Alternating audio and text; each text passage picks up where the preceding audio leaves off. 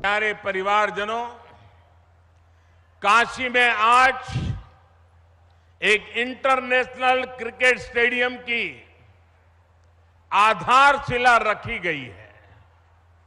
ये स्टेडियम न सिर्फ वाराणसी बल्कि पूर्वांचल के युवाओं के लिए एक वरदान जैसा होगा। ये स्टेडियम जब बनकर तैयार हो जाएगा तो इसमें एक साथ 30,000 से ज्यादा लोग बैठ करके मैच देख पाएंगे।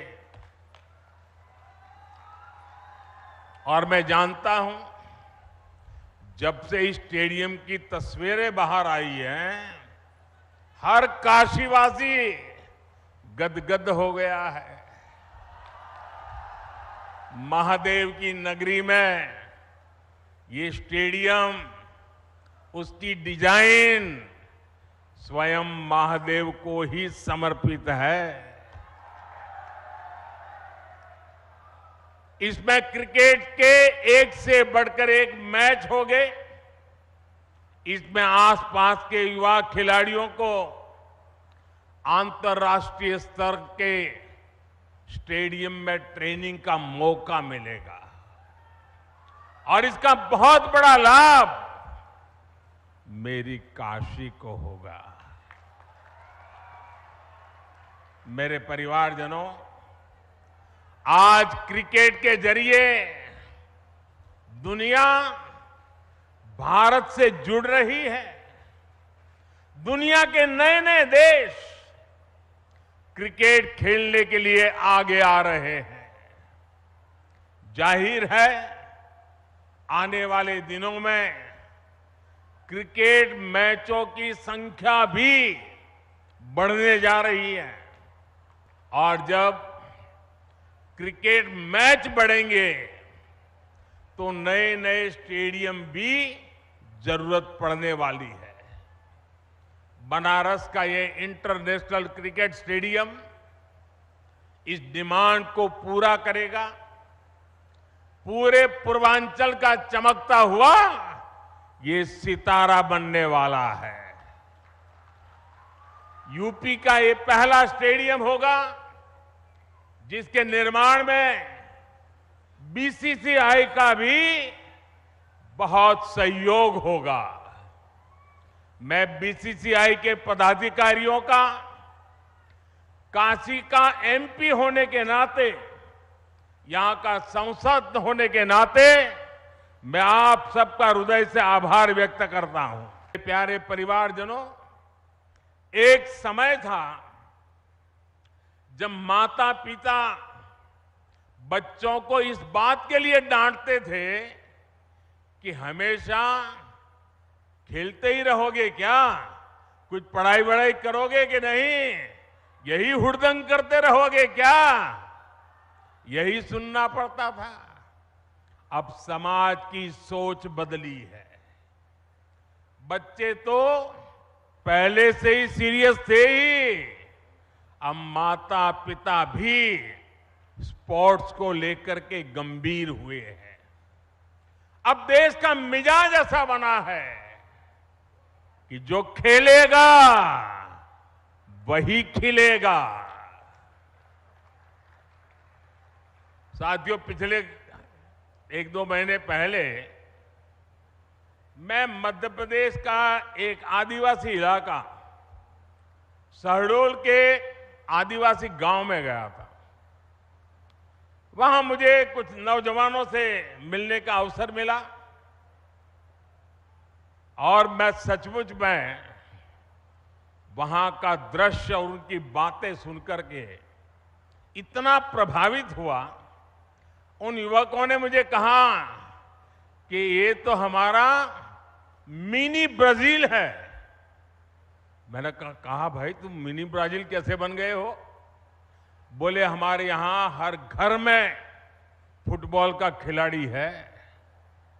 और कुछ लोगों ने मुझे कहा कि मेरे परिवार में 3-3 पीढ़ी प्रोफेशनल फुटबॉल प्लेयर रही है। एक प्लेयर रिटायर्ड होने के बाद उसने वहां अपना जान लगा दी और आज हर पीढ़ी का व्यक्ति आपको वहां फुटबॉल खेलता नजर आएगा। और वो कहते हैं कि हमारा जब एनुअल फंक्शन होता है तो कोई घर में आपको नहीं मिलेगा, इस पूरे इलाके के सैकड़ों गांव और लाखों की तादाद में लोग 2-2, 4-4 दिन मैदान में डटे रहते हैं। ये कल्चर उसे सुन करके, देख करके देश के उज्जवल भविष्य का विश्वास मेरा बढ़ जाता है।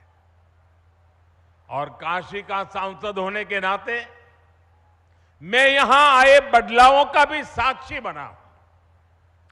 सांसद खेल प्रतियोगिता के दौरान जो उत्साह यहां रहता है उसकी जानकारी मुझे लगातार पहुंचती रहती है। काशी के युवा स्पोर्ट्स की दुनिया में अपना नाम कमाए, मेरी यही कामना है। इसलिए हमारा प्रयास वाराणसी के युवाओं को उच्च स्तरीय खेल सुविधाएं देने का है। इसी सोच के साथ इस नए स्टेडियम के साथ ही सीगरा स्टेडियम पर भी करीब 400 करोड़ रुपए खर्च किए जा रहे हैं। सीगरा स्टेडियम में 50 से अधिक खेलों के लिए जरूरी सुविधाएं विकसित की जा रही है। और इसकी एक और खास बात है, ये देश का पहला बहुस्तरीय स्पोर्ट्स कॉम्प्लेक्स होगा जो दिव्यांगजनों को ध्यान में रखकर बनाया जा रहा है। इसे भी बहुत जल्द ही काशी वासियों को समर्पित किया जाएगा। बड़ा लालपुर, उसमें बना सिंथेटिक ट्रैक हो, सिंथेटिक बास्केटबॉल कोर्ट हो, अलग अलग अखाड़ों को प्रोत्साहन देना हो, हम नया निर्माण तो कर ही रहे हैं पर शहर की पुरानी व्यवस्थाओं को भी सुधार रहे हैं। खेलों में आज भारत को जो सफलता मिल रही है वो देश की सोच में आए बदलाव का परिणाम है। हमने स्पोर्ट्स को युवाओं की फिटनेस और युवाओं के रोजगार और उनकी कैरियर से जोड़ा है। 9 वर्ष पहले की तुलना में इस वर्ष केंद्रीय खेल बजट 3 गुना बढ़ाया गया है। खेलो इंडिया प्रोग्राम के बजट में तो पिछले वर्ष की तुलना में लगभग 70% वृद्धि की गई है। सरकार आज स्कूल से लेकर ओलंपिक पोडियम तक हमारे खिलाड़ियों के साथ टीम मेंबर बनकर साथ चलती है। खेलो इंडिया के तहत देश भर में स्कूल से यूनिवर्सिटी तक की खेल प्रतियोगिताएं हुई है। इनमें बड़ी संख्या में हमारी बेटियों ने भी हिस्सा लिया है। सरकार कदम कदम पर खिलाड़ियों की हर संभव मदद कर रही है। ओलंपिक पोडियम स्कीम भी ऐसा ही एक प्रयास है। इसके तहत देश के शीर्ष खिलाड़ियों को सरकार पूरे साल में खाने पीने, फिटनेस से लेकर ट्रेनिंग तक लाखों रुपए की मदद देती है। इसका परिणाम हम आज हर अंतर्राष्ट्रीय कंपटीशन में देख रहे हैं। अभी कुछ समय पहले ही वर्ल्ड यूनिवर्सिटी गेम्स में भारत ने इतिहास रचा है। इन गेम्स के इतिहास में कुल मिलाकर भारत ने जितने मेडल जीते थे पिछले कई दशकों में, उससे ज्यादा मेडल सिर्फ इस बार इस साल जीत करके हमारे बच्चे ले आए हैं। तो भारत के गांव गांव में, कोने कोने में खेल प्रतिभाएं मौजूद है, खेलों के महारथी मौजूद है। जरूरी है इन्हें तलाशना और इन्हें तराशना।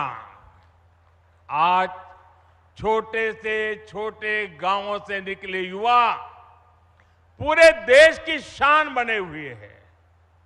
ये उदाहरण बताते हैं कि हमारे छोटे शहरों के खिलाड़ियों में कितना टैलेंट है, कितनी प्रतिभा है।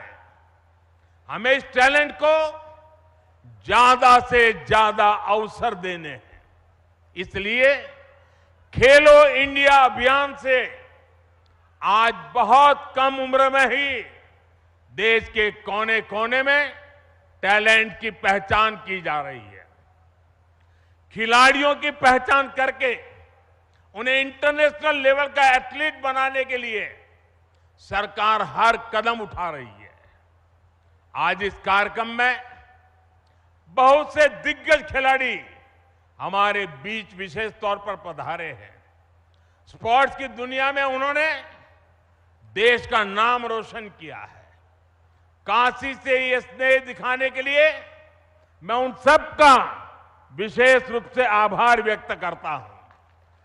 मेरे परिवारजनों, आज खिलाड़ियों को आगे बढ़ाने के लिए अच्छे कोच और अच्छे कोचिंग का होना उतना ही जरूरी है। यहां जो दिग्गज खिलाड़ी मौजूद है वो इसकी अहमियत जताते हैं और इसको जानते हैं।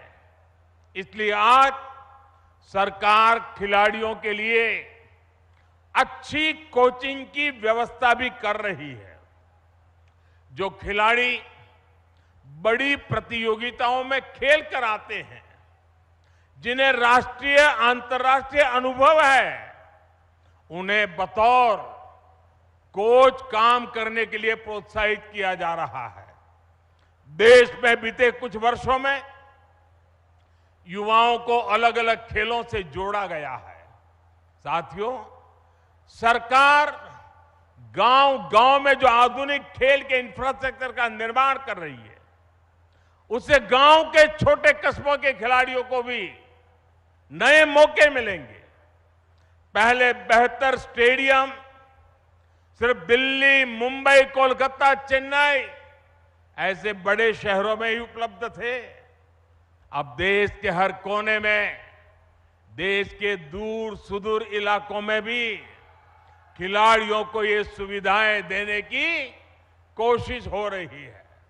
मुझे खुशी है कि खेलो इंडिया प्रोग्राम के तहत जो स्पोर्ट्स इंफ्रास्ट्रक्चर बनाया जा रहा है, उसका बहुत अधिक लाभ हमारी बेटियों को हो रहा है। अब बेटियों को खेलने के लिए, ट्रेनिंग के लिए घर से ज्यादा दूर जाने की मजबूरी कम हो रही है।